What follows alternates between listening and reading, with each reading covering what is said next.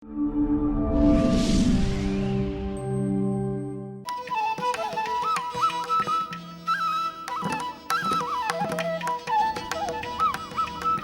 മക്കളെ പോലെ ആനകളെ സ്നേഹിക്കുന്ന ഒരു മനസ്സാണ് ഉട്ടോളി കൃഷ്ണൻകുട്ടിയുടേത്.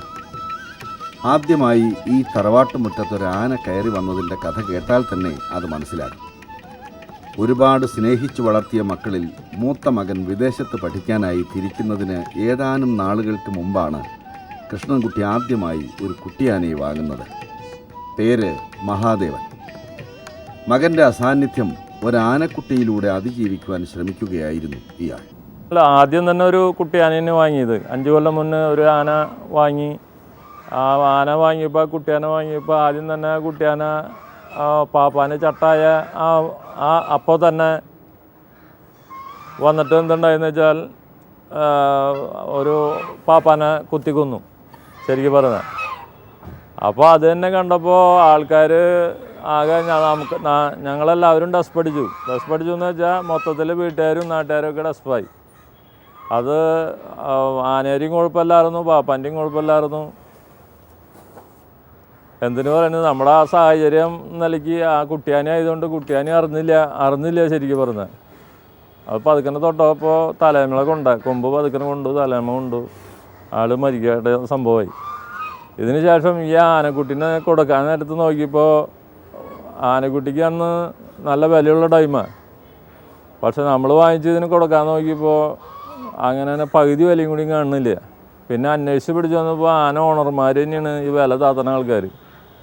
ഏറ്റവും കുറവ് വിലയെ കാണുന്നുള്ളൂ, പിന്നെ വളരെ ചവിട്ടി താത്തുക. അപ്പോൾ ആന ഫീൽഡിൽ ഓണർമാരുണ്ടെങ്കിൽ ഓണർമാർ എങ്ങനെയും പോകണം എന്നുള്ള നിലപാടാണ് എല്ലാ ഓണർമാരെയും.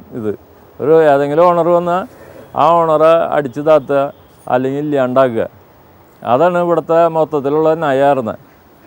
അപ്പോൾ ആ നയം നോക്കുമ്പോൾ ആന വാങ്ങിച്ചു അവനെ പരാജയപ്പെടുത്തുക, എല്ലാവരും കൂടി എതിർക്കുക അല്ലെങ്കിൽ എന്നുള്ള നിലയ്ക്ക്, അല്ലെങ്കിൽ ആനനെ വെറുതെ കിട്ടണം. അങ്ങനെ ഒരു ആന ലോബികൾ കളിച്ചിട്ടുണ്ടായിരുന്നു. അപ്പോൾ ആ വാശിക്ക് നോക്കിയപ്പോൾ ഒരു നല്ല ആനനെ എടുക്കണം, നാടൻ ആന എടുക്കണം എന്ന് നോക്കിയിട്ടാണ് അങ്ങനെ ഇത് വട്ടക്കാട് അയ്യപ്പൻ എന്ന് പറഞ്ഞ കോതമംഗലത്ത് പോയിട്ട് ആനനെ എടുക്കാൻ കാരണം.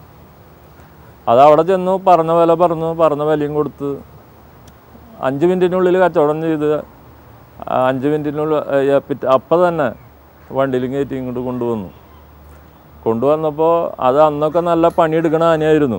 പണിയെടുക്കണോണ്ട് ആനകൾ തെറ്റില്ല. എന്താണെന്ന് വെച്ചാൽ ശരീരമൊക്കെ ഭയങ്കര ബലം വരും, നല്ല ആരോഗ്യം വരും. അപ്പോൾ നമ്മളായാലും അങ്ങനെയുള്ളൂ, നല്ല എക്സർസൈസ് ചെയ്ത ബോഡിയാണ്, അല്ലെങ്കിൽ നല്ല പണിയെടുക്കണമെങ്കിൽ നല്ലതാവില്ല, അല്ലെങ്കിൽ ആകെ ഇതായിരുന്നു പറഞ്ഞോണ്ടാണ്. ഇപ്പോൾ 5 കൊല്ലമായിട്ട് വേറെ ഞങ്ങൾ പണിക്കൊന്നും വിടാറില്ല. അപ്പോൾ അന്നത്തേലൊക്കെ വളരെ വലുതായിട്ടുണ്ട്.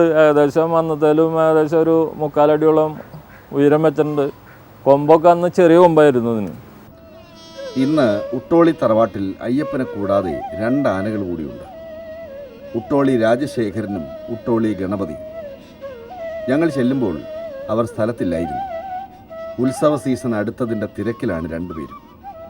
മതപ്പാടിലായതുകൊണ്ട് അയ്യപ്പൻ വീട്ടിലുണ്ടായിരുന്നു എന്ന് മാത്രമല്ല, വീട് വിട്ട് അധികം യാത്ര ചെയ്യുന്നതിലും അയ്യപ്പന് അത്ര താല്പര്യമില്ല. എവിടെയെങ്കിലും പോയാൽ പിന്നെ വീടെത്തുന്നത് വരെ ടെൻഷനാണ്. എത്ര നല്ല ശാപ്പാട് കിട്ടിയാലും തൃപ്തിയാവില്ല. നല്ല ഉറക്കവും കുളിയും നടക്കണമെങ്കിൽ വീടെത്തണം, വീട്ടുകാരെ കാണണം, കൊച്ചുവർത്തമാനങ്ങൾ പറയണം. ആ കോള് പാപ്പാനും അറിയാം. പുറത്തെത്ത് പൂച്ചയെപ്പോലെ അനുസരണ കാണിക്കുന്നവൻ വീട്ടിലെത്തി കഴിയുമ്പോൾ ഒരല്പം ഞെളിയും. അത് ഗേറ്റ് കടക്കുമ്പോഴേ തുടങ്ങും. ഇനി വലിയ സാറുവിടലൊന്നും വേണ്ടടേ എന്ന മട്ടം.